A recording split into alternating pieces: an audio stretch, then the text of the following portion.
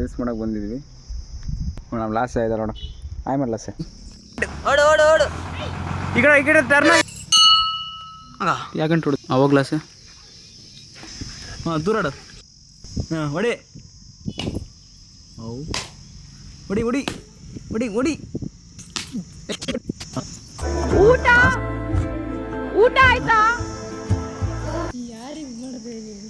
Action. ಹತ್ತಿಂದೋನ್